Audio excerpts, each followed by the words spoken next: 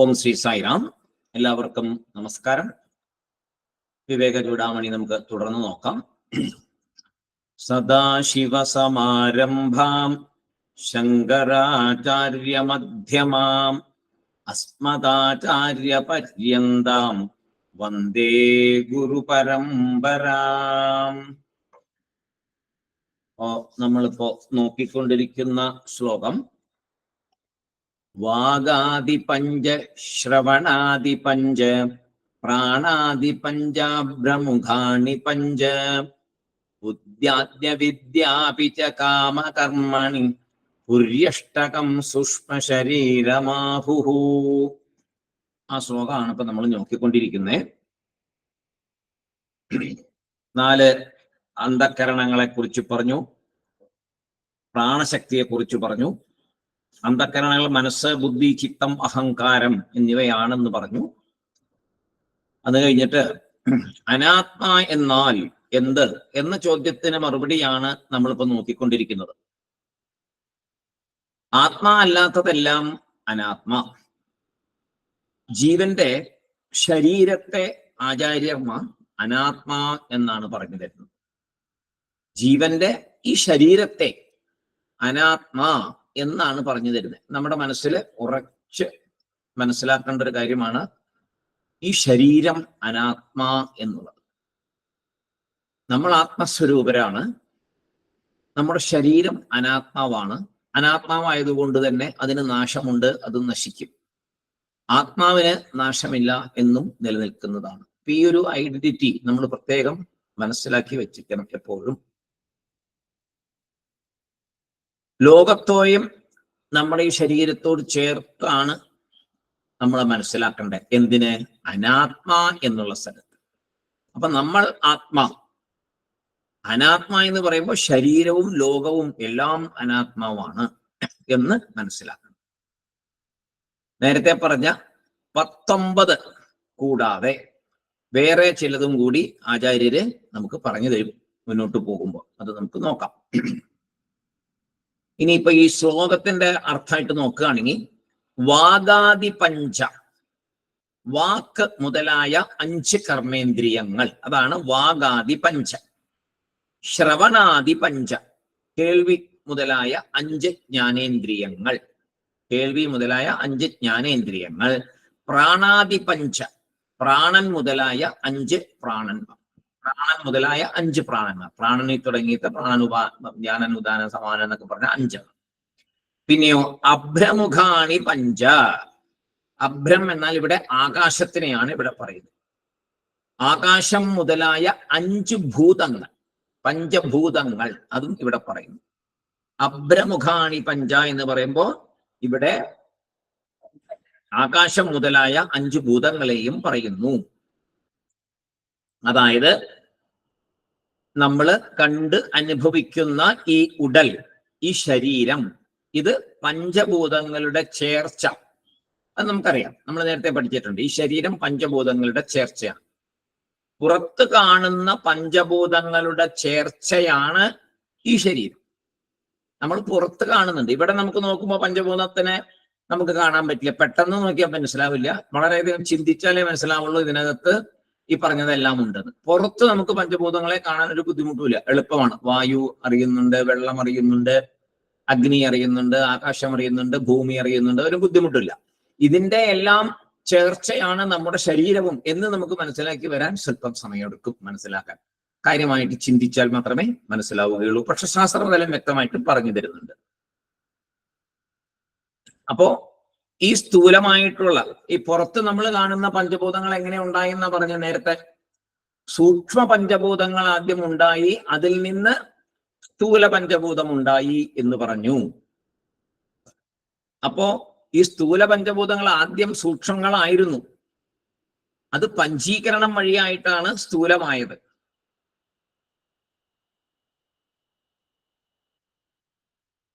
അതേപോലെ ഈ പുറത്തുള്ള പഞ്ചഭൂതങ്ങള് പഞ്ചീകൃതമായിട്ടുള്ള രീതിയിൽ കൂടെ തന്നെയാണല്ലോ നമ്മളിലേക്കും എത്തിയിരിക്കുന്നത്. എങ്ങനെയാണോ പ്രപഞ്ചത്തില് ഈ പഞ്ചഭൂതങ്ങൾ നമ്മളീ കാണുന്നതൊക്കെ ആയി മാറിയത്, അതുപോലെ നമ്മുടെ ഈ ശരീരവും അതിന്റെ സൂക്ഷ്മമായ അംശങ്ങളിൽ നിന്ന് ഇവിടെ വന്ന് ഈ സ്ഥൂലമായ ശരീരമായിട്ട് മാറി.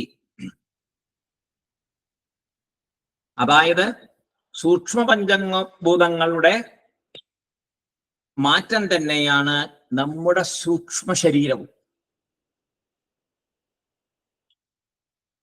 ആ സൂക്ഷ്മ ശരീര പഞ്ചഭൂതങ്ങൾ തന്നെയാണ് നമ്മുടെ സൂക്ഷ്മ ശരീരം. സ്ഥൂല പഞ്ചഭൂതത്തിന്റെ മാറ്റമാണ് നമ്മുടെ സ്ഥൂല ശരീരം. അപ്പൊ പ്രകൃതിയിൽ എങ്ങനെയാണോ സംഭവിച്ച് സൂക്ഷ്മം അത് സ്ഥൂലമായത്, അതുപോലെ നമ്മുടെ സൂക്ഷ്മ ശരീരവും സ്ഥൂല ശരീരമായി. പ്രകൃതിയിലെ സൂക്ഷ്മം നമ്മുടെ സൂക്ഷ്മം, പ്രകൃതിയിലെ സ്ഥൂലം നമ്മുടെ സ്ഥൂലം. അപ്പൊ 19 തത്വങ്ങളും സൂക്ഷ്മ പഞ്ചഭൂതങ്ങളുടെ മാറ്റം തന്നെയാണ് എന്നാണ് ഇപ്പൊ ശാസ്ത്രം നമുക്ക് പറഞ്ഞു തന്നത്. അഭ്രമുഖാണി പഞ്ച, അഭ്രം എന്ന് പറഞ്ഞാൽ ആകാശം, മുഖാണി എന്ന് പറഞ്ഞാൽ മുതലായവ എന്നുള്ളതിനാണ് ഇവിടെ മുഖാണി എന്നുള്ളത് ഉപയോഗിക്കുന്നത്. മുതലായവ, ആദി എന്ന് പറയുന്നത്. ആകാശം മുതലായ 5, ആകാശം, വായു, അഗ്നി, ജലം, ഭൂമി.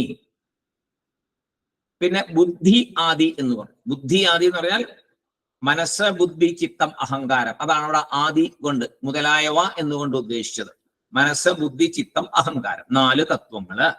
അങ്ങനെ 19 തത്വങ്ങൾ. ഇനി ആചാര്യസ്വാമികൾ ചേർക്കുന്നത് ഈ ശ്ലോകത്തിൽ തന്നെ, ആചാര്യസ്വാമി ഇതിന്റെ കൂടെ ഈ 19 തത്വങ്ങളുടെ കൂടെ എന്താണ് ചേർത്തിരിക്കുന്നത്? ബുദ്ധ്യാദ്യവിദ്യാപിച്ച കാമകർമ്മണി എന്ന് പറഞ്ഞു. അവിദ്യ എന്ന തത്വം, ബുദ്ധ്യ എന്നുള്ളത് നേരത്തെ പോയി, ബുദ്ധി, ചിത്തം, അഹങ്കാരത്തിൽ പോയി. അവിദ്യ എന്നൊരു തത്വം കൂടെ അറിവില്ലായ്മ കൊണ്ട് നമ്മൾ ചേർത്ത് പിടിക്കുന്നതാണ് പലതും. അപ്പോ അതിന് അധ്യാസം എന്ന് നേരത്തെ നമ്മൾ പഠിച്ചിട്ടുണ്ട്. കയറിൽ പാമ്പിനെ കാണുന്ന പോലെ തെറ്റായിട്ട് ചേർത്ത് പിടിക്കുന്നതിനെ. അപ്പോ ഇത് കാരണശരീരവുമായിട്ടാണ് ഈ അജ്ഞാനം ബന്ധപ്പെട്ടിരിക്കുന്നത്. കാരണശരീരവുമായിട്ടാണ് അവിദ്യ ബന്ധപ്പെട്ടിരിക്കുന്നത്. സൂക്ഷ്മ ശരീരത്തിൽ അറിവില്ലായ്മയുടെ അജ്ഞാനത്തിന്റെ ഫലം ഉണ്ട്. ആ കാരണശരീരത്തിൽ അജ്ഞാനമുള്ളപ്പോ സൂക്ഷ്മ ശരീരത്തിലും ആ അജ്ഞാനത്തിന്റെ ഫലം ഉണ്ട്. അതാണ് ആരോപം എന്ന് പറയുന്നത്. ഇല്ലാത്ത ഒന്നിനെ ഉണ്ടെന്ന് സങ്കല്പിച്ച് പ്രവർത്തിക്കുക. അത് തന്നെയാണ് ഈ അവിദ്യ ചെയ്തു തരുന്നത്. അവിദ്യ എന്താ നമ്മൾക്ക് കുഴപ്പമുണ്ടാക്കുന്നത്? ഇല്ലാത്ത ഒന്നിനെ ഉണ്ട് എന്ന് വിചാരിച്ച് നമ്മൾ പ്രവർത്തിക്കുമ്പോൾ അത് അവിദ്യ മൂലമാണ്. പിന്നെന്താ പറയണേ? കാമകർമ്മണി എന്ന് പറയുന്നത്. കാമ എന്ന് പറഞ്ഞാൽ ആഗ്രഹങ്ങൾ. സൂക്ഷ്മ ശരീരത്തിന് അതിന് നിറയെ ആഗ്രഹങ്ങളാണ്. സൂക്ഷ്മ ശരീരത്തിൽ ധാരാളം ആഗ്രഹങ്ങൾ കിടപ്പുണ്ട്. അതായത് ലോകം സുഖം തരും എന്ന വിശ്വാസം, ലോകം സുഖം തരും എന്നിട്ടുള്ള ഒരു ചിന്ത, അതാണ് കാമം എന്ന് പറയുന്നത്. ലോകത്തിലുള്ളതിനെല്ലാം നമ്മൾ ആഗ്രഹിക്കുന്നു. ലോകം സുഖം തരും എന്ന് വിചാരിച്ചല്ലേ ആഗ്രഹിക്കുന്നത്? എന്തെങ്കിലും ദുഃഖം തരും എന്ന് വിചാരിച്ച് നമ്മൾ എന്തെങ്കിലും ആഗ്രഹിക്കുന്നുണ്ടോ ലോകത്തിലുള്ള? ഇല്ല. നമ്മൾ ലോകത്തിലുള്ള ആഗ്രഹിക്കുന്നതെല്ലാം നമുക്ക് സുഖം തരും എന്നൊരു വിശ്വാസത്തിലൂടെയാണ് നമ്മൾ ആഗ്രഹിക്കുന്നത്. അതായത് ഈ പുറത്ത് കാണുന്ന വസ്തുക്കൾ എന്നെ തൃപ്തിപ്പെടുത്തും എന്ന അധ്യാസം. പുറത്ത് കാണുന്ന ഈ വസ്തുക്കള്, ഈ പ്രപഞ്ചത്തിൽ കാണുന്ന ഈ വസ്തുക്കള്, ഇവ എന്നെ എനിക്ക് സുഖം തരും എന്നുള്ളൊരു അവിദ്യ കൊണ്ടുള്ള ഒരു തോന്നലാണ് നമ്മളെ അത് പ്രാപിക്കാനായിട്ട്, അത് നേടുവാനായിട്ട് കഠിനാധ്വാനം ചെയ്യാനൊക്കെ പ്രേരിപ്പിക്കുന്നത്. അങ്ങനെ ചെയ്യുമ്പോൾ നമ്മൾ യഥാർത്ഥ ആത്മസ്വരൂപത്തെ മറന്നു പോവുകയും ചെയ്യുന്നു. കാരണം അവിദ്യയുടെ പുറകിലാണ്, അനാത്മാവിന്റെ പുറകിലാണ് നമ്മൾ പോകുന്നത്. അനാത്മാവിന്റെ പുറകിൽ പോകുമ്പോൾ അനാത്മാവായിട്ടുള്ള ഈ കാണുന്നതെല്ലാം നമുക്ക് സുഖം തരും എന്ന് വിശ്വസിച്ച് മുന്നോട്ട് പോകുമ്പോൾ യഥാർത്ഥ ആത്മാനന്ദത്തെ മറക്കുന്നു. യഥാർത്ഥ ആത്മാവിനെ കാണാൻ നമ്മൾ പരിശ്രമിക്കുന്നില്ല, അതിനെ മനസ്സിലാക്കാൻ പരിശ്രമിക്കുന്നില്ല. ഇതാണ് അവിദ്യ. അപ്പൊ ഒരു വസ്തു എന്നെ തൃപ്തിപ്പെടുത്തും എന്ന് തോന്നുമ്പോൾ ആ ആധ്യാത്മിക വളർച്ച അവിടെ നിൽക്കും. പിന്നെ സംസാര ചുഴിയിൽ പെടും. അങ്ങനെയാണ് സംസാരത്തിൽ പെടുന്നത്. എനിക്ക് ഈ വസ്തു സുഖം തരും എന്ന് വിചാരിച്ചു, അതിനെ നേടാനായിട്ട് പരിശ്രമിച്ചു, സംസാരത്തിലേക്ക് പതിച്ചു. ആഗ്രഹം ഉണ്ടായാൽ വെറുതെ ഇരിക്കാൻ പറ്റുമോ? അപ്പൊ ഈ കാരണ ശരീരത്തില് ആഗ്രഹങ്ങളുണ്ട്. ഈ ആഗ്രഹങ്ങൾ ഉണ്ടായാൽ പിന്നെ നമുക്ക് വെറുതെ ഇരിക്കാൻ പറ്റില്ല. ധാരാളം ആഗ്രഹം കൊണ്ട് ആണ് ഈ സൂക്ഷ്മ ശരീരം തന്നെ വന്നത്. കാരണ ശരീരത്തിൽ കൂടി സൂക്ഷ്മ ശരീരത്തിലേക്ക് വന്നു. ആഗ്രഹം നിറവേറ്റുന്നതിനായിട്ട് ശരീരം വേണം, ആയതനമായിട്ട്. നേരത്തെ പഠിച്ചു ആയതനം. ഒരു ഇരിപ്പിടം വേണം സുഖഭോഗങ്ങളെ അനുഭവിക്കാൻ. പൂർവജന്മ കർമ്മഫലമായിട്ട് വരുന്ന സുഖഭോഗങ്ങളെ, പാപപുണ്യത്തിന്റെ ഫലമായിട്ട് വരുന്ന സുഖഭോഗങ്ങളെ അനുഭവിക്കാൻ ഒരു ശരീരം വേണം. അപ്പൊ അങ്ങനെ ശരീരമായി, ആയതനമായി. അപ്പൊ ആഗ്രഹം വന്നാൽ വെറുതെ ഇരിക്കുവോ? ഇല്ല. അപ്പൊ ആഗ്രഹം സാധിക്കാനായിട്ട് ഉടൻ പ്രവർത്തനം തുടങ്ങും. ആഗ്രഹ പൂർത്തീകരണത്തിനായിട്ട് പ്രവർത്തനം തുടങ്ങും. അതാണ് കാമകർമ്മണി. കർമ്മം എന്ന് പറഞ്ഞാൽ പ്രവൃത്തി. എന്ത് പ്രവൃത്തിയാ ചെയ്യുക? ധർമാധർമ്മ പ്രവൃത്തികൾ ചെയ്യും. ധർമ്മത്തിൽ കൂടി നേടുന്നത് ധർമ്മത്തിൽ കൂടി നേടും. ചിലർ അധർമ്മത്തിൽ കൂടിയും ഈ മനസ്സിലെ ആഗ്രഹങ്ങളെ പൂർത്തീകരിക്കാൻ വേണ്ടി ശ്രമിക്കും, അല്ലെ? നല്ല ആൾക്കാരെല്ലാവരും, സച്ചിന്തകൾ ഉള്ളവരെല്ലാവരും ഈ ശരീരം കിട്ടി അതിന്റെ ആഗ്രഹങ്ങളെ പൂർത്തീകരിക്കാനായിട്ട് ധർമ്മ വഴിക്ക് മുന്നോട്ട് പോകും. മറ്റു ചിലരാകട്ടെ ഈ ആഗ്രഹ പൂർത്തീകരണത്തിനായിട്ട് അധർമ്മ പ്രവൃത്തികളെ ആശ്രയിക്കും. നമ്മൾ കണ്ടുവരുന്നൊരു കാര്യമാണ്. പിന്നെന്താ പറയണേ? പുരി അഷ്ടകം, അല്ലെ? പുരി അഷ്ടകം സൂക്ഷ്മ ശരീരമാഹുഹു. പുരി അഷ്ടകം സൂക്ഷ്മ ശരീരമാഹുഹു. പുരി, ഈ ശരീരം. അഷ്ടകം, 8 കാര്യങ്ങൾ കൂടിയതാണ് ഈ സൂക്ഷ്മ ശരീരമാഹുഹു എന്ന് പറഞ്ഞാൽ. ആഹുഹു പറയപ്പെടുന്നു, സൂക്ഷ്മ ശരീരമാഹുഹു, സൂക്ഷ്മ ശരീരം എന്ന് പറയപ്പെടുന്നു. എന്ത്? പുരി അഷ്ടകം. 8 തത്വം ചേർന്നതിനെ സൂക്ഷ്മ ശരീരം എന്ന് പറയുന്നു. അപ്പൊ ആ 19നെ വേറൊരു രീതിയിലാണ് ഇവിടെ ആചാര്യസ്വാമികൾ പറഞ്ഞു കൊണ്ടുവന്നത്. 19 പ്ലസ് അവിദ്യ എന്നുള്ള സംഗതി കൂടെ കാമകർമ്മങ്ങളും എല്ലാം കൂടെ കൂട്ടിയിട്ട് 8 തത്വമാക്കി മാറ്റി. എന്തൊക്കെയാണത്? വാഗാദി പഞ്ച 1, ശ്രവണാദി പഞ്ച 2, പ്രാണാദി പഞ്ച 3, പഞ്ചഭൂതാനി 4, ബുദ്ധി മുതലായവ 5, അവിദ്യ 6, കാമം ആഗ്രഹങ്ങൾ 7, കർമ്മം പ്രവൃത്തികൾ 8. ഇങ്ങനെ 8 തത്വമാണ്. ഈ 8 തത്വങ്ങളുടെ ചേർച്ചയാണ് സൂക്ഷ്മ ശരീരം എന്നാണ് ആചാര്യസ്വാമികള് ഈ ശ്ലോകത്തിൽ കൂടി നമുക്ക് മനസ്സിലാക്കി തന്നത്. എന്തൊക്കെയാണ്? വാഗാദി പഞ്ച, ശ്രവണാദി പഞ്ച, പ്രാണാദി പഞ്ച, പഞ്ചഭൂതാനി, ബുദ്ധി മുതലായവ, അവിദ്യ, കാമ, കർമ്മ. ഇങ്ങനെ 8 തത്വങ്ങളാണ്. ഇനി അടുത്ത ഒരു ശ്ലോകം കുറച്ചുകൂടെ സൂക്ഷ്മ ശരീരത്തെ വീണ്ടും പറഞ്ഞു തരികയാണ്. ഇദം ശരീരം ശൃണു സൂക്ഷ്മസഞ്ചിതം.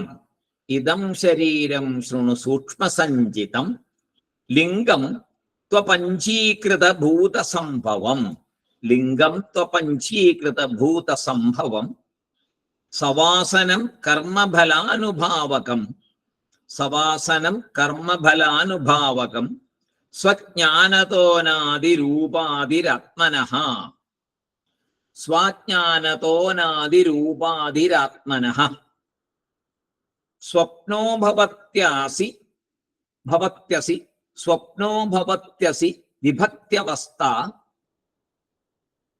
സ്വമാത്രശേഷേണ വിഭാസി യത്ര. അങ്ങനെ 2 വരി കൂടെ ഉണ്ട് അതിനകത്ത്. സ്വപ്നോ ഭവത്യസി വിഭക്ത്യവസ്ഥ സ്വമാത്രശേഷേണ വിഭാസി യത്ര. എന്താണത്? സൂക്ഷ്മ ശരീരത്തെ കുറിച്ച് തന്നെ കുറച്ചുകൂടെ വിവരിക്കാൻ പോവുകയാണ് ആചാര്യസ്വാമികൾ. ഇദം ശരീരം ശൃണു സൂക്ഷ്മ ശരീരം. സൂക്ഷ്മ ശരീരം ഈ സ്ഥൂല ശരീരം പോലെ എങ്ങനെയാണ്? ഇതിനും ആരോഗ്യം വേണം എന്ന് പറയണം. ഇദം ശരീരം ശൃണു സൂക്ഷ്മ ശരീരം എന്നാണ് പറയുന്നത്. അതായത് കേൾക്കൂ, ഈ സൂക്ഷ്മ ശരീരം അതിനും സ്ഥൂല ശരീരം പോലെ ആരോഗ്യം വേണം. സ്ഥൂല ശരീരത്തിന് അസുഖങ്ങൾ വരുന്നത് പോലെ സൂക്ഷ്മ ശരീരത്തിനും വ്യാധികൾ ഉണ്ടാകും. സ്ഥൂല ശരീരത്തിന് നമുക്ക് വ്യാധികൾ വരാറുണ്ടല്ലോ, പലതരത്തിലുള്ള വ്യാധികൾ, അല്ലെ? എന്തുമാത്രം അസുഖങ്ങളാണ് വരുന്നത്. അതുപോലെ സൂക്ഷ്മ ശരീരത്തിനും പലതരം വ്യാധികൾ വരും. ശൃണു, കേൾക്കൂ. എന്താണ് ശൃണു? കേൾക്കൂ. ശൃണു ഇദം ശരീരം, ഈ ശരീരത്തെ കുറിച്ച്. ശൃണു ഇദം ശരീരം എന്താ പറയുന്നേ? സൂക്ഷ്മ സഞ്ചിതം. ഇതിന്റെ പേര് സൂക്ഷ്മ സഞ്ചിതം എന്നാണ്. സൂക്ഷ്മ സഞ്ചിതം എന്ന് പറഞ്ഞാൽ ഇതിന്റെ പേര് സൂക്ഷ്മ സഞ്ചിതം എന്ന് പേരുള്ള എന്നൊരർത്ഥം വരും. സഞ്ചിതം എന്ന് പറഞ്ഞാൽ പേരുള്ള, സൂക്ഷ്മ ശരീരം എന്ന് പേരുള്ളത്, ഇതം ശരീരം സൂക്ഷ്മ ശരീരം എന്ന് പേരുള്ളത്. ഈ ഇപ്പൊ പറയുന്നത്, ഞാൻ പറയാൻ പോകുന്ന ആചാര്യസ്വാമി പറയുന്നത്, ഇപ്പൊ പറയുന്നത് സൂക്ഷ്മ ശരീരം എന്ന് പേരുള്ള ഒന്നിനെ കുറിച്ചാണ്. പിന്നെന്താണ്? ലിംഗം. ഇത് വേറൊരു പേരാണ്. അതായത് സൂക്ഷ്മ ശരീരത്തിന്റെ വേറൊരു പേരാണ് ലിംഗം. അതിനെ അടയാളം എന്നും പറയും. അടയാളം. സംസ്കൃതത്തില് ലിംഗം എന്ന് പറഞ്ഞാൽ അടയാളം എന്നർത്ഥമുണ്ട്. ശിവലിംഗം എന്ന് പറയുമ്പോൾ ശിവതത്വത്തിന്റെ അടയാളം. ശിവലിംഗം എന്ന് പറഞ്ഞാൽ ശിവതത്വത്തിന്റെ അടയാളമായിരിക്കുന്നത്, അതാണ് ശിവലിംഗം. ലിംഗം എന്ന് പറഞ്ഞാൽ അടയാളം എന്നർത്ഥം. സൂക്ഷ്മ ശരീരത്തിന് എങ്ങനെയാണ് ഈ അടയാളം എന്ന് പേര് വന്നത് എന്നാൽ, സൂക്ഷ്മ ശരീരത്തെ അടയാളം എന്ന് പറയാന്ന് ഇവിടെ പറയുന്നത്. എങ്ങനെയാ പറയാൻ പറ്റുക? ഏതിനെ അറിയാനാണ് അത് അടയാളമായിരിക്കുന്നത് എന്നാൽ, ചൈതന്യത്തെ അറിയാൻ ഒരു അടയാളമായിട്ടാണ് സൂക്ഷ്മ ശരീരം ഇരിക്കുന്നത്. ചൈതന്യമുണ്ടോ എന്നറിയണമെങ്കിൽ സൂക്ഷ്മ ശരീരം അവിടെ ഉണ്ടെങ്കിൽ ചൈതന്യമുണ്ട് എന്നർത്ഥം. അപ്പൊ നമ്മുടെ ഈ സ്ഥൂല ശരീരത്തിൽ നിന്ന് സൂക്ഷ്മ ശരീരം പുറത്തു പോയാൽ ഇത് നിർജീവമായി. അപ്പൊ ഇവിടെ ചൈതന്യമില്ല. അപ്പൊ ചൈതന്യമുണ്ട് എന്നറിയുന്നത് എപ്പോഴാണ്? നമുക്ക് സൂക്ഷ്മ ശരീരം, ഈ സ്ഥൂല ശരീരത്തിൽ സൂക്ഷ്മ ശരീരം ഉള്ളപ്പോൾ മാത്രമാണ് ചൈതന്യമുണ്ട് എന്ന് നമ്മൾ അറിയുന്നത്. ആളുണർന്നിരിക്കുന്നു, ഉണർവോടെ ഇരിക്കുന്നു, ജീവനുണ്ട് എന്നറിയുന്നത്. സൂക്ഷ്മ ശരീരം ഈ സ്ഥൂല ശരീരത്തെ വിട്ടുപോകുമ്പോൾ ഇതിന് ജീവനില്ല. അപ്പോ ജീവനുണ്ട്, ചൈതന്യമുണ്ട് എന്നറിയുന്നത് സൂക്ഷ്മ ശരീരം ഉള്ളപ്പോഴാണ്. അതുകൊണ്ട് സൂക്ഷ്മ ശരീരത്തെ അടയാളമായിട്ട് പറയാം, ഇല്ലേ? ഒരടയാളമാണല്ലോ. നമ്മൾ ജീവനോടെ ഇരിക്കുന്നു എന്നുള്ളതിന്റെ അടയാളം എന്താണ്? ഈ സൂക്ഷ്മ ശരീരമാണ്. അപ്പോ സൂക്ഷ്മ ശരീരം ഉള്ളതിനാലാണ് പരമാത്മാവിന്റെ ചൈതന്യ അംശം അതിൽ പ്രതിബിംബിച്ച് പരമ്പൊരുൾ, അറിവ്, സ്വരൂപം എന്നറിയുവാൻ നമുക്ക് സാധിക്കുന്നത്. നമ്മൾ നേരത്തെ പഠിച്ചു, ചിതാഭാസന്റെ കാര്യമൊക്കെ പഠിച്ചു. മനസ്സ് എന്ന് പറഞ്ഞ ആ സൂക്ഷ്മ ശരീരത്തില്, മനസ്സില് ഒരു പ്രത്യേക കഴിവുണ്ട് മനസ്സിന്. ആ മനസ്സ് ആത്മാവിന്റെ ചൈതന്യത്തെ പ്രതിബിംബിപ്പിക്കുന്നു. അപ്പോൾ നമ്മൾ ഞാൻ എന്നൊരു ബോധത്തോടു കൂടി നമ്മൾ പ്രവർത്തിക്കുന്നു. ആത്മാവിനെ തിരിച്ചറിയുന്നില്ലെങ്കിൽ നമ്മൾ പ്രവർത്തിക്കാൻ തുടങ്ങുന്നു. അപ്പോ സൂക്ഷ്മ ശരീരം ഉള്ളതിനാലാണ് ഈ പ്രതിബിംബം അവിടെ ഉണ്ടാകുന്നത്. പ്രതിബിംബം ഉണ്ടാകുമ്പോൾ ഞാൻ എന്നുള്ളൊരു സംഗതി വരുന്നു. ആ ഞാൻ്റെ കൂടെ നമുക്ക് പറ്റുന്ന കുഴപ്പം എന്താണ്? നമ്മൾ ഞാൻ എന്ന് പറയുമ്പോൾ സെപ്പറേറ്റ് എൻറ്റിറ്റി ആയിട്ട് കാണുന്നു. അപ്പോ നമ്മുടെ ഈ സ്ഥൂല ശരീരത്തെയും എല്ലാത്തിനെയും, ബുദ്ധിയെയും ചിത്തത്തിനെയും അഹങ്കാരത്തിനെയും എല്ലാം അതിൻ്റെ കൂടെ കയറ്റിവെച്ച് വേറൊരു ഞാനായി വരുന്നു.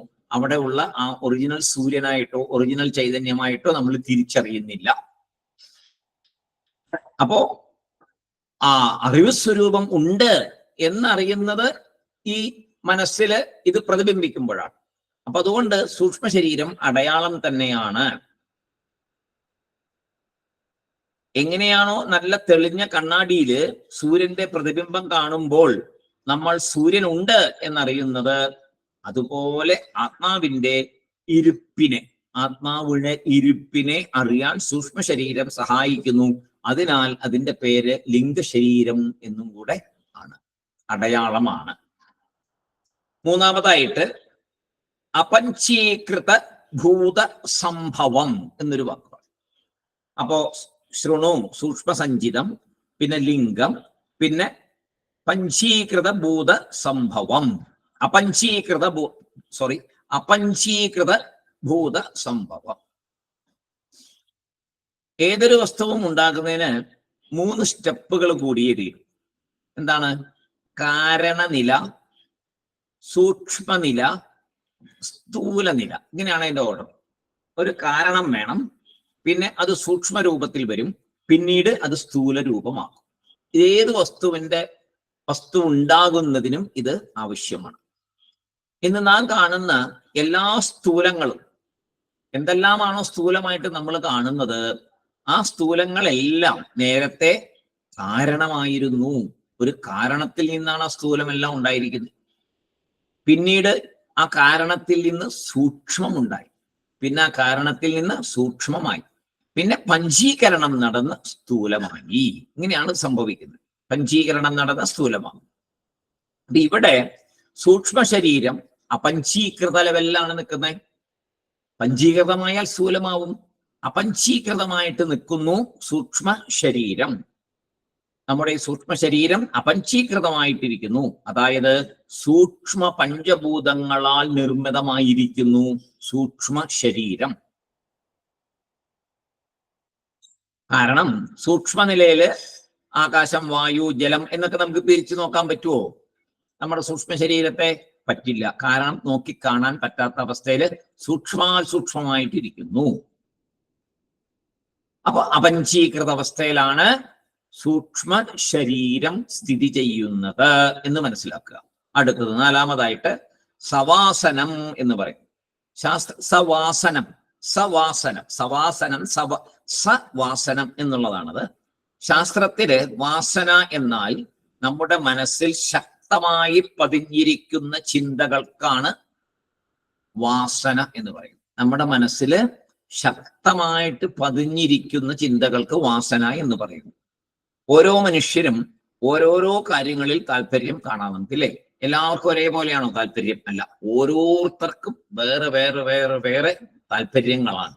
അതെന്താ കാരണം? അതാത് മനസ്സുകളില് പതിഞ്ഞിരിക്കുന്ന ആ പ്രത്യേക പ്രത്യേക കാര്യങ്ങളിലുള്ള എത്രമാത്രം ശക്തമായിട്ടാണോ പതിഞ്ഞിരിക്കുന്നത് അതനുസരിച്ച് ഓരോരുത്തരിലും ഓരോ തരം വാസനയായതിനാൽ ഓരോരുത്തരും ഓരോ തരം ലക്ഷ്യത്തിലേക്ക് പോകുന്നു, ഓരോ തരം പ്രവൃത്തികളിൽ ഏർപ്പെടുന്നു, ഓരോ തരം വേറെ വേറെ വേറെ വേറെ കാര്യങ്ങളിൽ സന്തോഷം കാണുന്നു. ഒരാൾക്ക് സ്പോർട്സിലായിരിക്കും, ഒരാൾക്ക് വേറെ നീന്തലിലായിരിക്കും, ഒരാൾക്ക് വേറെ എന്തെങ്കിലും ജോലി കിട്ടി സുഖമായിട്ട് ജീവിക്കുന്നതിലായിരിക്കാം, ഒരാൾക്ക് തീർത്ഥയാത്ര പോകുന്നതിലായിരിക്കാം.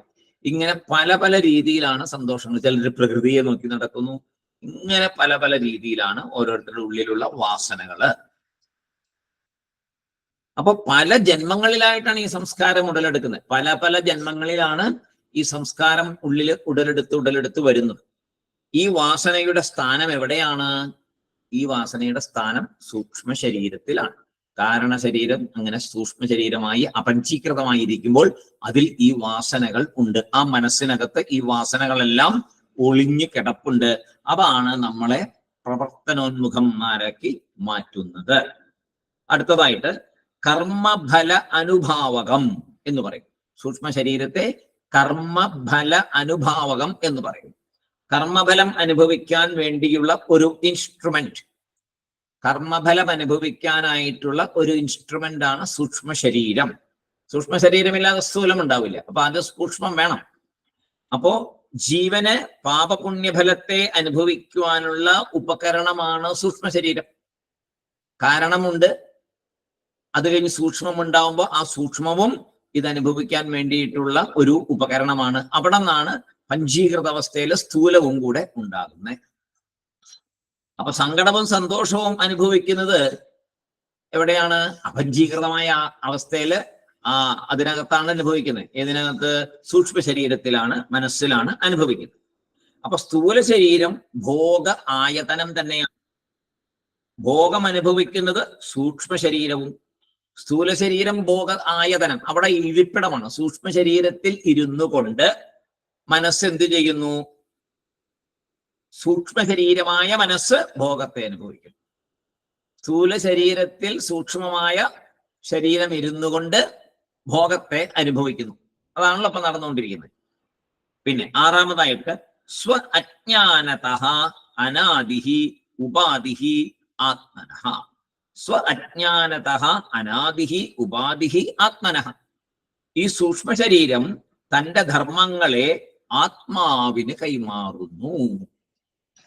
സൂക്ഷ്മ ശരീരം തന്റെ ധർമ്മങ്ങളെ ആത്മാവിന് കൈമാറുന്നു.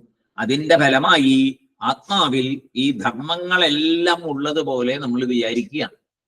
ഈ സൂക്ഷ്മ ശരീരം നമ്മുടെ ആ ധർമ്മങ്ങളെയെല്ലാം ആത്മാവിലേക്ക് കയറ്റി വെച്ചിട്ട് നമ്മൾ എന്ത് വിചാരിക്കുന്നു? ഇതെല്ലാം ആത്മധർമ്മങ്ങളാണ് എന്ന് നമ്മൾ തെറ്റിദ്ധരിക്കുന്നു. ഏതുപോലെ എന്ന് വെച്ചാൽ നേരത്തെ നമ്മൾ പഠിച്ചിട്ടുള്ളതാണ്. ഒരു സ്ഫടികം, ശുദ്ധമായ സ്ഫടികം, അതിൻ്റെ അടുത്ത് ഒരു ചുവന്ന പൂവ് കൊണ്ടുവച്ചാൽ ഈ ശുദ്ധമായ സ്ഫടികത്തിൽ നമ്മൾ പെട്ടെന്ന് നമ്മൾ എങ്ങനെയാ സ്ഫടികത്തിനെ കാണുന്നത്? പിന്നെ നമ്മൾ കാണുന്നത് സ്ഫടികം ചുവന്ന കളറിൽ നമ്മൾ കാണും. ശരിക്കും സ്ഫടികം ചുവന്നോ? ഇല്ല. പക്ഷെ എങ്ങനെ ഉണ്ടായി? ആ സ്ഫടികം ഈ ചുവന്ന പൂവിന്റെ ആ ചുവപ്പ് നിറത്തെ അവിടെ ആരോപിക്കപ്പെട്ടു, അതിനകത്തേക്ക് ആരോപിക്കപ്പെട്ടിട്ടാണ്. ചുവന്ന പൂ മാറ്റിയാൽ ആ കളർ പോവും. ചുവന്ന പൂ അവിടെ ഇരിക്കുമ്പോ ഈ സ്ഫടികം അതിന്റെ നൈർമല്യം കൊണ്ട് ഇതിനെ അവിടെ അതിൽ ചേർന്ന പോലെ നമുക്ക് തോന്നുന്നു കാണുമ്പോ. അപ്പൊ മറ്റൊന്നില് ഉള്ളതുപോലെ തോന്നിപ്പിക്കുക. ആക്ച്വലി അതിൽ സ്ഫടികത്തിലില്ല, പക്ഷെ ഉള്ളതുപോലെ തോന്നിപ്പിക്കുന്നു. ആര്? ആ ചുവന്ന പൂവ് അവിടെ വന്നിരുന്നിട്ട് ആ സ്ഫടികത്തിനെയും ചുവന്നതുപോലെ തോന്നിപ്പിക്കുന്നു. അങ്ങനെ ആ തോന്നിപ്പിക്കുന്ന വസ്തു ഉണ്ടല്ലോ, ആ പൂവ് അടുത്ത് വന്നിരുന്ന് അങ്ങനെ തോന്നിപ്പിക്കുന്ന ആ വസ്തു, അതിനെ ഉപാധി എന്നാണ് പേര് പറയുന്നത്. നേരത്തെ നമ്മൾ പഠിച്ചതാണ്. അതിനെ ഉപാധി എന്ന് സംസ്കൃതത്തിൽ പറയും.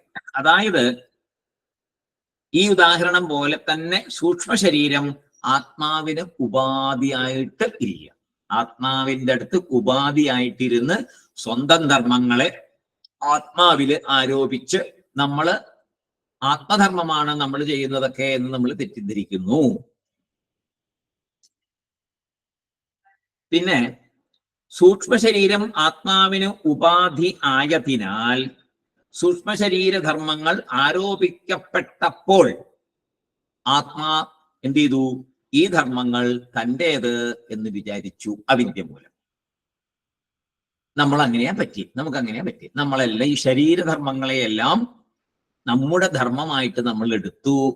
അതായത് നമ്മൾ ശരിക്കും ആത്മാവാണ്, അത് മറന്നിട്ട് ഈ ശരീരധർമ്മങ്ങളെ ആത്മധർമ്മമാണ് എന്ന് വിചാരിച്ച് നമ്മൾ രാവും പകലും പ്രവർത്തിച്ചു കൊണ്ടിരിക്കുന്നു. അതാണ് അജ്ഞാനം, ശരിയായിട്ടുള്ള അജ്ഞാനം. വാസനകൾ എന്റേത് എന്ന് വിചാരിച്ച് പ്രവർത്തിക്കുന്നു. നമ്മുടെ ഉള്ളിലുള്ള വാസനയൊക്കെ എന്റെ വാസനയാണ്, ഞാനിത് ചെയ്തേ പറ്റുള്ളൂ.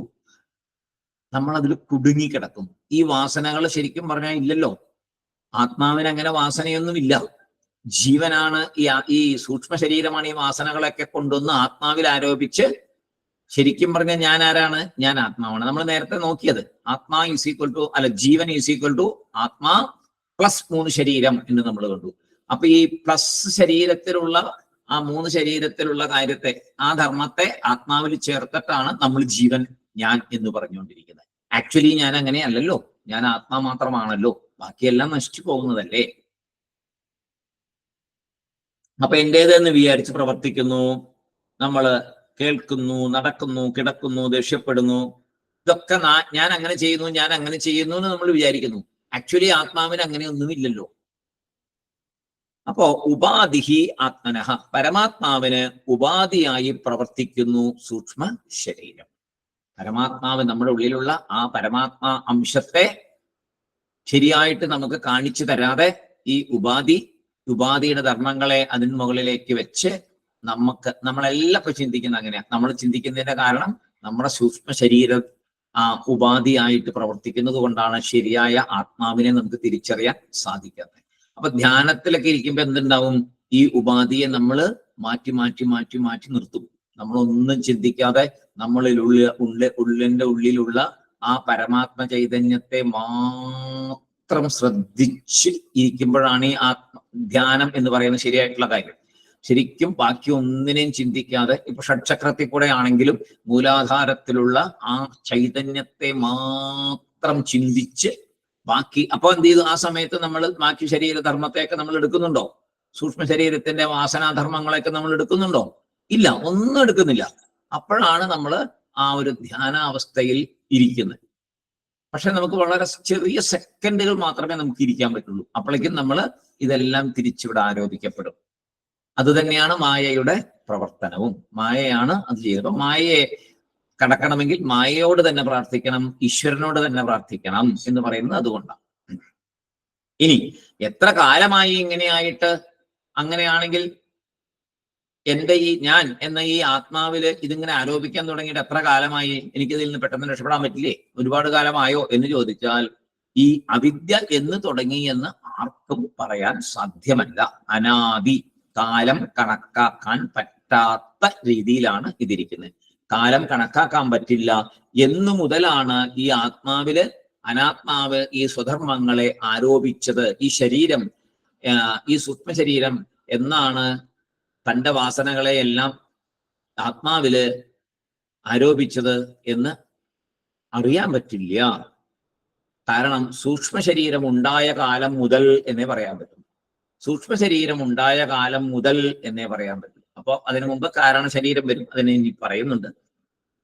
എന്തുകൊണ്ട് ഇങ്ങനെ എന്നാൽ അതിന് പറയാൻ പറ്റും, അറിവില്ലായ്മ കൊണ്ട്, അജ്ഞാനം കൊണ്ട്. നമ്മൾ എന്തുകൊണ്ടാണ് ഈ ശരീരത്തിലെ ധർമ്മങ്ങളെയൊക്കെ ആത്മാവിൽ ആരോപിക്കുന്നത്? അജ്ഞാനം കൊണ്ട്. ആത്മാ ഇതൊന്നും ബാധിക്കാത്ത ആളാണ് എന്നറിയില്ല നമുക്ക്. അതറിയാനാണ് നമ്മൾ ഇതൊക്കെ പഠിക്കുന്നത്. ഇതൊക്കെ പഠിക്കുമ്പോൾ എന്ത് പറയുന്നു? ആത്മാ അനാത്മാവിനെ വ്യത്യാസപ്പെടുത്തി കാണിച്ചു തരുന്നു.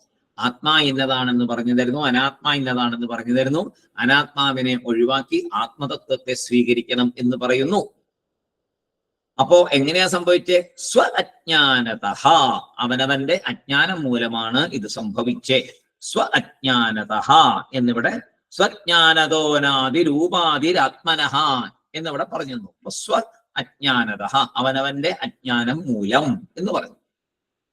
ഏഴാമതായിട്ട് ഈ സൂക്ഷ്മ ശരീരത്തില് നമ്മൾ അഭിമാനം വെക്കുമ്പോ നമുക്ക് ഒരു തരം അനുഭവം വരുന്നു. ആ അനുഭവത്തിനാണ് ജാഗ്രത് അവസ്ഥ എന്ന് പറയുന്നത്. ഈ സൂക്ഷ്മ ശരീരത്തില് അഭിമാനം വെക്കുമ്പോൾ ഒരു തരം അനുഭവം വരുന്നു. അതാണ് ജാഗ്രത്. കാണുക, കേൾക്കുക, മനസ്സിലാക്കുക എന്നൊക്കെ പറഞ്ഞ ആ ഒരു അവസ്ഥ, ഉണർന്നിരിക്കുന്ന ഒരവസ്ഥ. സൂക്ഷ്മ ശരീരത്തില് അഭിമാനം വെക്കുമ്പോൾ കണ്ടും കേട്ടുമിരിക്കും. അപ്പൊ സ്ഥൂല ശരീരവും കൂടെ ആ സമയത്ത് അഭിമാനത്തിൽ ആവും. സ്ഥൂലം വരുമ്പോ സൂക്ഷ്മം ഇങ്ങോട്ട് കൊടുത്ത് ഇതും കൂടെ ആ അഭിമാനത്തെ എടുക്കുന്നു. സ്ഥൂല ശരീരവും കൂടെ എടുത്തുകൊണ്ടാണ് പ്രവർത്തിക്കുന്നത്. ഇനി സൂക്ഷ്മ ശരീരത്തിൽ മാത്രം അഭിമാനം വെക്കുമ്പോഴോ അപ്പൊ സ്വപ്നാവസ്ഥ. മറ്റേത് സൂക്ഷ്മം എങ്ങോട്ട് ട്രാൻസ്ഫർ ചെയ്യും? സ്ഥൂലത്തിലേക്കും കൂടെ ട്രാൻസ്ഫർ ചെയ്യും. സ്ഥൂലം മാത്രമായിട്ട് പറ്റില്ലല്ലോ ഒരിക്കലും. അപ്പൊ സ്ഥൂലം സൂക്ഷ്മത്തിലേക്ക് ട്രാൻസ്ഫർ ചെയ്ത് ദേഹാഭിമാനം കൂടെ വരുമ്പോ എന്തായി? ഞാൻ ഈ പറയുന്ന ഞാൻ എന്ന് പറഞ്ഞാൽ ഈ ശരീരമാണ് എന്ന ബോധം നമുക്ക് വരുന്നു. അങ്ങനെ നമ്മൾ പ്രവർത്തിക്കുന്നു, ഉണർന്നിരിക്കുന്നു. ഇനി സൂക്ഷ്മ ശരീരത്തിലേക്ക് പ്രവഹിപ്പിച്ച അതിനെ തടഞ്ഞു നിർത്തുമ്പോൾ, സൂക്ഷ്മ ശരീരത്തിലേക്ക് കടത്തിവിടാതിരിക്കുമ്പോൾ, ആ അഭിമാനത്തെ അങ്ങോട്ട് വിടാതെ സൂക്ഷ്മ ശരീരത്തിൽ മാത്രം ഇരിക്കുമ്പോൾ എന്തുണ്ടാവുന്നു? സ്വപ്നാവസ്ഥ. സ്വപ്നത്തിൽ നമ്മൾ പലതും കാണുന്നു, നമ്മൾ തന്നെ പലതും സൃഷ്ടിക്കുന്നു. അപ്പൊ ഈ സമയം സ്ഥൂല ശരീരത്തിന്റെ അഭിമാനം ഇല്ല നമുക്ക്. അപ്പോ സൂക്ഷ്മ ശരീരത്തിൽ പതിഞ്ഞിട്ടുള്ള വാസനകൾ ഉപയോഗിച്ച് നമ്മൾ ഒരു ലോകം തന്നെ സൃഷ്ടിക്കുന്നു. സൂക്ഷ്മ ശരീരത്തിൽ എന്തെല്ലാം വാസന ജന്മജന്മാന്തരങ്ങളായിട്ട് പതിഞ്ഞിട്ടുണ്ടോ അതിന്റെ വെളിച്ചത്തില് നമ്മൾ എന്ത് ചെയ്യുന്നു? നമ്മള് ഒരു ലോകം തന്നെ സ്വപ്നത്തിൽ സൃഷ്ടിക്കുന്നു. എന്നിട്ട് സ്വപ്നം കണ്ടുകൊണ്ടിരിക്കുന്നു. ഈ സ്വപ്നാവസ്ഥ ഉറക്കത്തിൽ മാത്രമല്ല, ചിലപ്പോ ഉണർന്നിരിക്കുമ്പോഴും, ഉണർന്ന് മീൻസ് പ്രവൃത്തികളൊന്നും ചെയ്യാതെ നമ്മുടെ ഭാഷയിൽ ഉണർന്നിരിക്കുക എന്നുള്ളൊരു സമയത്ത്, ആ സമയത്ത് നമ്മുടെ മനസ്സിൽ മാത്രം ലയിച്ച് നമ്മളിരിക്കും. ഈ സ്ഥൂല ശരീരത്തിൽ ലയിക്കത്തില്ല, മനസ്സിൽ മാത്രം ലയിച്ച് ഇരിക്കുന്ന ഒരു ഉണർന്ന അവസ്ഥയിലും, നമ്മുടെ ഭാഷയിലുള്ള ഉണർന്ന അവസ്ഥയിലും എന്ത് സംഭവിക്കും? സ്വപ്നം കാണാൻ. അല്ലേ, പകല് സ്വപ്നം കാണാതെ അങ്ങനെ ചുമ്മാ ഇരുന്ന ഒരു മിനിറ്റൊക്കെ നമ്മൾ ചിലപ്പോൾ അങ്ങനെ കണ്ടുപോകും. അപ്പൊ ചുറ്റുപാട് മറക്കുക, അല്ലെ? നമ്മുടെ സകല ചുറ്റുപാടുകളെയും മറന്ന് നമ്മൾ ഇങ്ങനെ ഇരിക്കും. അപ്പൊ ശരിക്കും പറഞ്ഞാൽ സ്ഥൂലത്തെ ഉപയോഗിക്കുന്നില്ല, സൂക്ഷ്മം മാത്രമേ ഉപയോഗിക്കുള്ളൂ. അപ്പോ സ്വപ്നഃ ഭവതി അസ്യ വിഭക്തി അവസ്ഥ. വിഭക്തി അവസ്ഥ എന്ന് പറഞ്ഞാൽ വേറെ വിധമായ അവസ്ഥ, വിഭക്തി ആയിട്ടുള്ള വേറെ ആയിട്ടുള്ളൊരവസ്ഥ. സ്വപ്നഃ ഭവതി അസ്യ വിഭക്തി അവസ്ഥ. വേറെ വിധമായൊരവസ്ഥയില്, ജാഗ്രത്തിൽ നിന്ന് വേറെയായൊരവസ്ഥ, അതാണ് സ്വപ്നം. അസ്യ, ഈ സൂക്ഷ്മ ശരീരത്തിന്, അതാണ് അസ്യ കൊണ്ട് അവിടെ പറഞ്ഞത്, ഈ സൂക്ഷ്മ ശരീരത്തിന് ജാഗ്രത്തിൽ നിന്ന് വേറെയായ ഒരു അവസ്ഥ. അപ്പൊ അതിന്റെ അവസാനത്തെ വരിയില് അതിനെക്കുറിച്ച് പറയുന്നുണ്ട്. സ്വപ്നോഭവത്യസി വിഭക്ത്യവസ്ഥ എന്നവിടെ പറയാണ്. സ്വപ്നോഭവത്യസി വിഭക്ത്യവസ്ഥ സ്വമാത്രശേഷേണ വിഭാസി യത്ര. എന്താണ് ഇവിടെ പറഞ്ഞേ? സ്വപ്നം അനുഭവിക്കുമ്പോൾ സൂക്ഷ്മ ശരീരമല്ലാതെ വേറെ തത്വം ഇല്ല. സ്ഥൂല ശരീരത്തിൽ ആ സമയം അഭിമാനം ഇല്ല.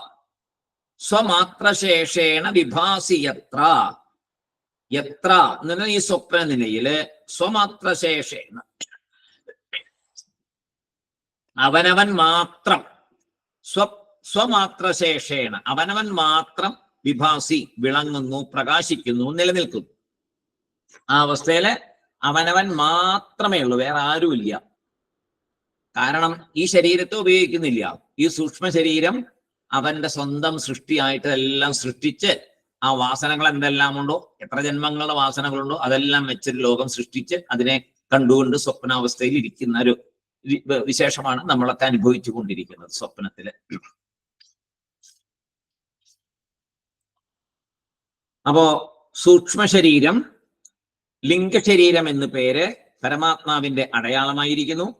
അപഞ്ചീകൃത ഭൂത സംഭവമാണ്, വാസനകളോട് കൂടിയതാണ്, സംസ്കാരങ്ങളാൽ നിറഞ്ഞിരിക്കുന്നു, സുഖദുഃഖങ്ങൾ അനുഭവിക്കുന്നു, അതിനുള്ളൊരു ഇൻസ്ട്രുമെന്റ് ആയിട്ട് പ്രവർത്തിക്കുന്നു, സുഖദുഃഖങ്ങൾ അനുഭവിക്കുന്ന ഒരു ഇൻസ്ട്രുമെന്റ് ആയിട്ട് പ്രവർത്തിക്കുന്നു, ആത്മാവിന് ഉപാധിയായിരിക്കുന്നു. കാരണശരീരം പുണ്യപാപങ്ങളെ ശേഖരിച്ചു വച്ചിരിക്കുന്നു. ആ പുണ്യപാപങ്ങളെ ഉപയോഗിച്ചുകൊണ്ടാണ് പ്രവർത്തിക്കുന്നത് ഈ സൂക്ഷ്മ ശരീരത്തിന്റെ പ്രവൃത്തികളൊക്കെ വരുന്നത്. പിന്നെ സ്വപ്നാവസ്ഥയ്ക്ക് കാരണമായിരിക്കുന്നതും ഈ സൂക്ഷ്മ ശരീരമാണ്. ഇങ്ങനെ ഈ സൂക്ഷ്മ ശരീരത്തിന്റെ ഒരു വിശദമായിട്ടുള്ള ഒരു കാര്യമാണ് ഇപ്പൊ ശങ്കരാചാര്യസ്വാമികൾ ഇവിടെ പറഞ്ഞത്. സൂക്ഷ്മ ശരീരത്തിന്റെ ഒരു വിശദമായിട്ടുള്ള ഒരു കാര്യം. ആത്മാവിന് ഒരു ഇൻസ്ട്രുമെന്റ് ആയിരിക്കുന്നു സൂക്ഷ്മ ശരീരം.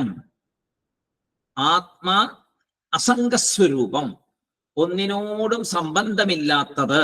എങ്ങനെയെന്നാൽ നമ്മൾ യാത്രയ്ക്ക് വാഹനം ഉപയോഗിക്കുന്ന പോലെ എന്ന് പറയും. ആത്മാവിന് സംഘമില്ല എന്ന് പറയുമ്പോൾ നമ്മൾ യാത്രയ്ക്ക് ഒരു വാഹനം ഉപയോഗിച്ചാൽ ആ വാഹനമായിട്ട് സംഘമുണ്ടോ? നമുക്ക് ഇല്ലല്ലോ. നമ്മുടെ സമയം സ്ഥലം വരുമ്പോൾ നമ്മൾ ഇറങ്ങി വേറെ വഴിയിലോട്ട് പോകും. ആത്മാ അസംഗസ്വരൂപമാണ്, ഒന്നിനോട് സംബന്ധമില്ല. എങ്ങനെ എന്നാൽ യാത്രയ്ക്ക് വാഹനം ഉപയോഗിക്കുന്നത് പോലെ നാം വേറെ, വാഹനം വേറെ. രണ്ടും രണ്ടായിട്ട് തന്നെയാണല്ലോ നമ്മൾ മനസ്സിലാക്കുന്നത്. അതുപോലെ വേണം ആത്മാവിനെയും ഈ ശരീരത്തെയും മനസ്സിലാക്കാൻ എന്ന് പ്രത്യേകം പറയുന്നു.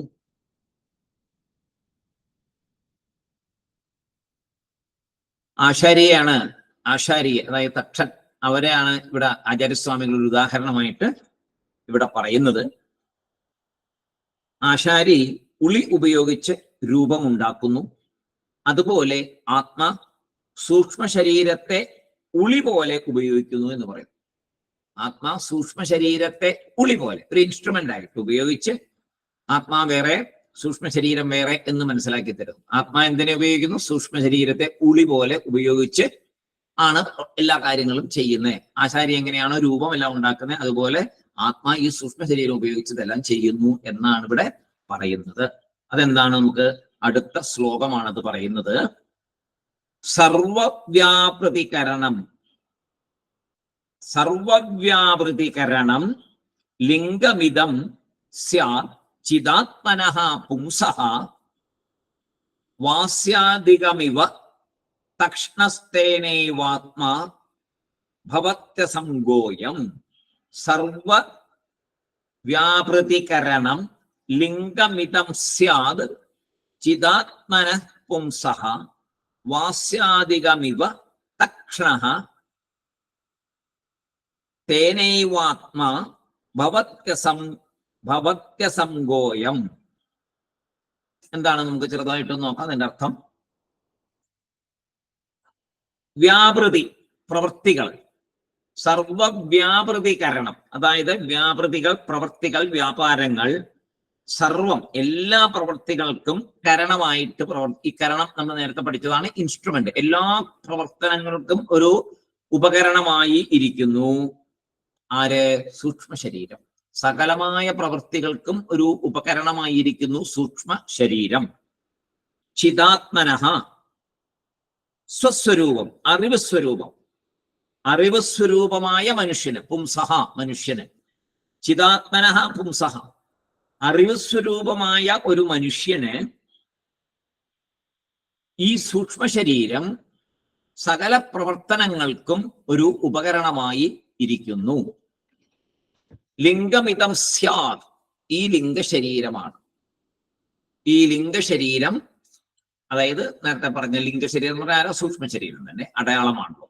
ഈ സൂക്ഷ്മ ശരീരം ആ ഒരു അറിവ് സ്വരൂപമായ മനുഷ്യന്റെ സകല പ്രവൃത്തികൾക്കും ഉപകരണമായിരിക്കുന്നു എന്ന് പറയുന്നു.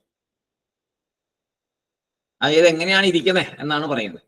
നമ്മുടെ മനസ്സും നമ്മളും തമ്മിലുള്ള സംബന്ധത്തെയാണ് ഇവിടെ പറയുന്നത്. മനസ്സും നമ്മളും തമ്മിലുള്ള സംബന്ധം. നമ്മളാരാണ്? ആത്മ. ശരിക്കുള്ള നമ്മളാരാണ്? ആത്മ. അപ്പൊ ആത്മാവും മനസ്സും തമ്മിലുള്ള സംബന്ധത്തെ പറയുന്നു. നമ്മൾ എന്ത് ചെയ്യണു? നമ്മൾ മനസ്സിനെ ഞാൻ എന്ന് വിചാരിച്ചുകൊണ്ടിരിക്കുകയാണ്. മനസ്സിനെയാണ് നമ്മൾ ഞാൻ എന്ന് വിചാരിച്ചു കൊണ്ടിരിക്കുന്നത്. ഞാൻ വേറെയാണ്, എൻ്റെ മനസ്സ് എന്ന് നമ്മൾ പറയാറുണ്ട്. പക്ഷേ നമ്മുടെ പ്രവൃത്തികളിൽ നമ്മളത് അത്ര ശ്രദ്ധിക്കാറില്ല, ഇല്ലേ? നമ്മൾ പറയുമ്പോൾ എൻ്റെ മനസ്സ് എന്ന് പറയുമ്പോൾ തന്നെ ക്ലിയർ ആണ്, ഞാൻ വേറെ മനസ്സ് വേറെ എന്നാണ്. പക്ഷെ നമ്മൾ അങ്ങനെ മനസ്സിലാക്കുന്നുണ്ടോ? അങ്ങനെയാണോ നമ്മൾ പ്രവർത്തിക്കുന്നത്? ശരിയായിട്ട് നമ്മുടെ ഉള്ളിൽ പതിഞ്ഞിട്ടുണ്ടോ? അതനുസരിച്ച് നമ്മൾ പ്രവർത്തിക്കുന്നുണ്ടോ? ഇല്ല. പറയുമ്പോൾ പറയുന്നുണ്ട് എൻ്റെ മനസ്സ് എന്ന് പറയുന്നുണ്ട്. അപ്പൊ ക്ലിയർ ആണ്, ഞാൻ വേറെ മനസ്സ് വേറെ എന്ന് ക്ലിയർ ആണ്. പക്ഷെ നമ്മൾ അപ്പോഴും തെറ്റിദ്ധരിക്കുന്നത് എന്താണ്? ഈ ശരീരത്തെ ഞാനെന്നും മനസ്സിനെ വേറെ എന്നും വിചാരിക്കും. അപ്പൊ വേറെ ഒന്നും സംഭവിക്കില്ല. സൂക്ഷ്മ ശരീരവും സ്ഥൂല ശരീരവും എന്നുള്ളത് മാത്രമേ ഒന്നുള്ളൂ, ആത്മാവൊന്നില്ല. ശരീരത്തെ സ്ഥൂല ശരീരം, മനസ്സിനെ സൂക്ഷ്മ ശരീരം. അപ്പോ എൻ്റെ സ്ഥൂല ശരീരവും എൻ്റെ സൂക്ഷ്മ ശരീരവുമാണ് നമ്മൾ പറയുമ്പോൾ എൻ്റെ മനസ്സ് എന്ന് പറയുമ്പോൾ സംഭവിക്കുന്നത്. പക്ഷെ അങ്ങനെയല്ല. ആ എൻ്റെ ശരിക്കും ആരാണ്? എൻ്റെ എന്ന് പറയുമ്പോൾ ഞാൻ ആത്മാവാണെന്ന് അറിയണം. അപ്പൊ എൻ്റെ മനസ്സ്, അപ്പോഴേ അത് ശരിയാവുള്ളൂ. പക്ഷെ നമുക്ക് സംഭവിക്കുന്നത് അങ്ങനെയല്ല. സ്ഥൂല ശരീരത്തിന്റെ ഒരു പാർട്ടായിട്ട് വിചാരിച്ചുകൊണ്ട് നമ്മൾ വിചാരിക്കുന്നു. അപ്പൊ ആത്മതത്വം അവിടെ ഒട്ടും മനസ്സിൽ വരുന്നില്ല. അപ്പൊ നമ്മുടെ മനസ്സ് ശരിക്കും പറഞ്ഞ ഒരു ഉപകരണമല്ലേ? എൻ്റെ മനസ്സിൽ ഞാൻ അങ്ങനെ ചിന്തിച്ചപ്പോൾ, എൻ്റെ മനസ്സുകൊണ്ട് ഞാനത് ചിന്തിച്ചപ്പോൾ, എൻ്റെ മനസ്സ് അങ്ങനെ എന്നോട് പറഞ്ഞു എന്നൊക്കെ പറയുമ്പോൾ ഈ മനസ്സ് ഒരു ഇൻസ്ട്രുമെന്റ് ആയിട്ട് നമ്മൾ ഉപയോഗിക്കുന്നുണ്ട്. ഒരു ഉപകരണം തന്നെയാണ് നമ്മുടെ മനസ്സ്. അപ്പോ ഉപകരണം ആവുമ്പോൾ ഈ പറഞ്ഞ ഉപയോഗിക്കുന്ന ആള് വേറെ, ഉപകരണം വേറെ, അല്ലെ? ഉപകരണം വേറെ, ഉപയോഗിക്കുന്ന ആള് വേറെ. അങ്ങനെ മനസ്സിലാക്കണ്ടേ? മനസ്സിലാക്കണം. അപ്പൊ ഉപകരണം വേറെ, അത് ഉപയോഗിക്കുന്ന ആൾ വേറെ. പേന കൊണ്ട് എഴുതുമ്പോൾ പേന വേറെ, കൈ വേറെ. അതുപോലെ മനസ്സ് വേറെ, അത് ഉപയോഗിക്കുന്ന ആൾ വേറെ. ഇവിടെ ആത്മതത്വം കൊണ്ടുവരണം. മനസ്സിനെ ഉപയോഗിക്കുന്ന ആത്മ. അപ്പോ ആദ്യത്തെ വരിയില് അറിവ് സ്വരൂപമായ മനുഷ്യന് എല്ലാ പ്രവൃത്തികൾക്കും ഉപകരണമായിരിക്കുന്നു ഈ ലിംഗശരീരം എന്ന സൂക്ഷ്മ ശരീരം. സർവവ്യാപൃതികരണം ലിംഗമിതം ചിദാത്മന പുംസഃ. ആ വരിയുടെ അർത്ഥമാണ് ഈ പറഞ്ഞത്. ഇനിയോ വാസ്യാധികമിവ തക്ഷണ. തക്ഷണ എന്ന് പറഞ്ഞാൽ ആശാരി. വാസ്യാധികം ഇവ, വാസ്യം എന്ന് പറഞ്ഞ ഉളി, ആശാരിയുടെ കയ്യിലെ ഉളി പോലെ ഒരു ഉപകരണമായിരിക്കുന്നു എന്നാണ് പറയുന്നത്. തേന ഏവ ആത്മാഭവതി അസംഗഃ. അതിനാലാണ് ആത്മാ അസംഗമായി ഇരിക്കുന്നത്. ആശാരിയുടെ കയ്യിലുള്ള ഉള്ളിയും ആശാരിയും വേറെ വേറെ അല്ലേ? അതുപോലെ തന്നെയാണ് നമ്മുടെ കയ്യിലുള്ള മനസ്സും നമ്മളും. അതുകൊണ്ട് സംഘമില്ലാതെ നമുക്ക് പറ്റും. നമ്മൾ എന്തിനാണ് സംഘമാക്കി കൊണ്ടുപോകുന്നത്? ഇൻസ്ട്രുമെന്റ് വഴിക്കും നമ്മൾ നമ്മുടെ വഴിക്ക് നിന്നാൽ പോരെ. അത് തിരിച്ചറിയുക എന്നുള്ളതാണ് ജ്ഞാനം. ഇപ്പൊ തിരിച്ചറിഞ്ഞിട്ടില്ല, ഇപ്പൊ ഒന്നായിട്ട് വിചാരിച്ചിരിക്കുക. തിരിച്ചറിയുമ്പോൾ അതാണ് ജ്ഞാനം. ഞാൻ വേറെ, എൻ്റെ കയ്യിലുള്ള മനസ്സെന്ന ഇൻസ്ട്രുമെന്റ് വേറെ. ഞാൻ ഈ മനസ്സിന് കീഴ്പ്പെടരുത്, അല്ലെങ്കിൽ മനസ്സിനെ എൻ്റെ കൺട്രോളിൽ കൊണ്ടുവരണം, മനസ്സിന്റെ കൺട്രോളിൽ ഞാൻ പോകരുത്. ഇതൊക്കെയാണല്ലോ ഈ വിവേകം കൊണ്ട് തിരിച്ചറിയുന്നത്. അപ്പൊ ഞാൻ ആരാണ്? ഞാൻ ആത്മാവാണ്. ഞാൻ ഈ മനസ്സല്ല, സൂക്ഷ്മ ശരീരമല്ല, മനസ്സല്ല, ഞാൻ സൂക്ഷ്മ ശരീരമല്ല. അതിലേക്ക് വന്ന് നിൽക്കുന്നതാണ് ഏറ്റവും ബുദ്ധിമുട്ട്. എളുപ്പമല്ല, വളരെ വളരെ പാടാണ്. കാരണം അങ്ങനെ അല്ല എന്ന് അറിഞ്ഞാൽ അതനുസരിച്ച് പ്രവർത്തിക്കാൻ സാധിക്കണ്ടേ? അവിടെയാണ് നമുക്ക് കുഴപ്പം പറ്റുക. ഇതൊക്കെ കേൾക്കുമ്പോൾ നമുക്ക് മനസ്സിലാവും, പക്ഷെ പ്രവർത്തനത്തിലേക്ക് വരുമ്പോൾ ഇതൊന്നും നമ്മുടെ ഉള്ളിൽ നിൽക്കില്ല. ഇതെല്ലാം നമ്മളെ വിട്ട് ചാടിപ്പോകും. അതിന് സാധന കൊണ്ട് മാത്രമേ സാധിക്കുള്ളൂ, നിത്യാഭ്യാസം കൊണ്ട് മാത്രമേ. ചെറിയ ചെറിയ കാര്യങ്ങളിലും ഇത് കൊണ്ട് അപ്ലൈ ചെയ്ത് മാത്രമേ സാധിക്കൂ. ആത്മ അസംഗമായിട്ടിരിക്കുന്നത് ആശാരിയുടെ കയ്യിലെ ഉളി പോലെ ആയതുകൊണ്ടാണ്. മനസ്സിനെ അതുപോലെ നമ്മൾ എടുക്കുന്നത് കൊണ്ടാണ്. മനസ്സ് വേറെ, ആത്മാ വേറെ. പക്ഷെ നാം അത് അറിയുന്നില്ലല്ലോ എന്നാണ് പറയുന്നത്. നാം അത് അറിയുന്നില്ലല്ലോ. കാരണം അജ്ഞാനം മൂലം നമ്മൾ അതറിയുന്നില്ല. നമ്മൾ എന്ന് പറയുമ്പോൾ ശരീരവും മനസ്സും ബുദ്ധിയും ചിത്തവും അഹങ്കാരവും എല്ലാം ചേർന്നാണ് ഞാൻ എന്ന് പറഞ്ഞുകൊണ്ടിരിക്കുന്നത്. അത് അജ്ഞാനമാണ്. അനാത്മ എന്ന ചോദ്യത്തിന് ആചാര്യര് 3 ശരീരങ്ങളെ ആദ്യം പറഞ്ഞു. ലോകത്തിലേക്ക് നോക്കുമ്പോൾ എല്ലാം അനാത്മ, എന്നാൽ ജീവൻ എന്നത് നോക്കുമ്പോൾ അവിടെ 2 അംശം, ആത്മാംശവും അനാത്മ അംശവും ഉണ്ട്. ഈ അനാത്മ അംശത്തെ 3ആയിട്ട് പിരിക്കുന്നു. സ്ഥൂലം, സൂക്ഷ്മം എന്നത്. അത് 2 നമ്മൾ വിശദമായിട്ട് പഠിച്ചു. 3ആയിട്ട് പിരിക്കുമ്പോൾ എന്തൊക്കെയാണ്? സ്ഥൂലം, സൂക്ഷ്മം, കാരണം. അതിലെ സ്ഥൂലം നമ്മൾ നന്നായിട്ട് പഠിച്ചു, സൂക്ഷ്മവും നന്നായിട്ട് പഠിച്ചു. സൂക്ഷ്മ ശരീരം ഉപകരണം എന്ന് ആചാര്യസ്വാമി നമുക്ക് പറഞ്ഞു തന്നു. മനസ്സ് നമ്മുടെ ഉപകരണമാണ് എന്ന് പറഞ്ഞു തന്നു. ആഴ്ന്ന ഉറക്കത്തിൽ അതിനെ നമ്മൾ ഉപയോഗിക്കുന്നില്ല. ആ ഇൻസ്ട്രുമെന്റ് താത്തു വെച്ചിരിക്കുക. നമ്മൾ ആ ഇൻസ്ട്രുമെന്റിനെ എടുക്കുന്നേ ഇല്ല. ആഴ്ന്ന ഉറക്കത്തില് മാറ്റിവെച്ചിരിക്കുക, ഒന്നും ചെയ്യുന്നില്ല.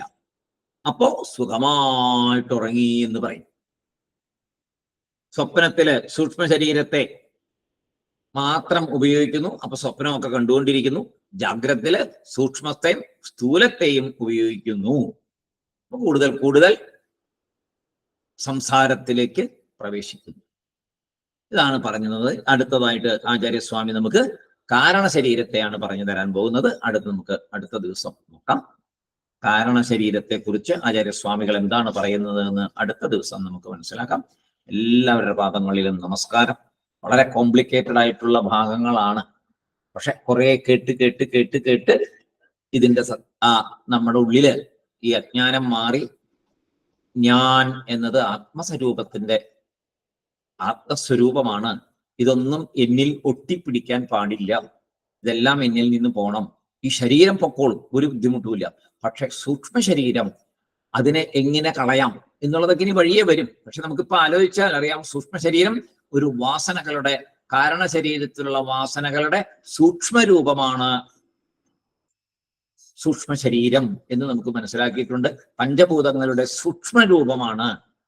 അപ്പൊ കാരണം ആ വാസന പഞ്ചഭൂതങ്ങളുടെ സൂക്ഷ്മത്തെ ഉപയോഗിച്ച് സൂക്ഷ്മ ശരീരം ഉണ്ടായിരിക്കുന്നു. ആ സൂക്ഷ്മ ശരീരം പഞ്ചീകൃതമായിട്ട് സ്ഥൂലമായിരിക്കുന്നു. ഇതാണ് ഒറിജിനലി ഇപ്പൊ നമ്മൾ വിചാരിച്ചിരിക്കുന്ന നമ്മള്. പക്ഷെ ശരിക്കും ഇതെല്ലാം പോകുന്നതാണ്. ഇതൊന്നും ഈ ആത്മാവിൽ ഒട്ടി നിൽക്കുന്നതല്ല. പക്ഷെ ഈ ആത്മാവിന്റെ അടുത്ത് ഇരുന്നു കൊണ്ട്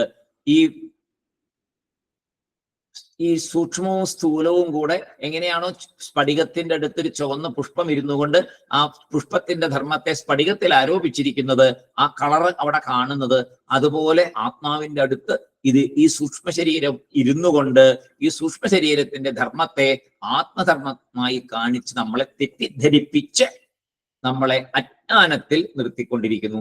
ഈ അജ്ഞാനത്തിൽ നിന്ന് പുറത്തു വരാനാണ് നമ്മൾ ഇതെല്ലാം പഠിക്കുന്നത്.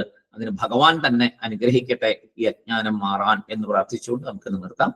ഓം പൂർണ്ണമദ പൂർണ്ണമിദം പൂർണ്ണാത് പൂർണ്ണമുദിച്യത്തെ പൂർണ്ണസ്യ പൂർണ്ണമാദായ പൂർണ്ണമേവാവശിഷ്യത്തെ.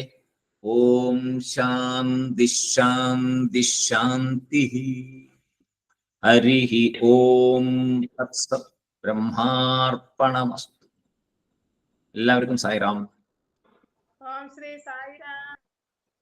Sairam sir. Sairam. Sairam sir. Sairam Sairam. Sairam sir.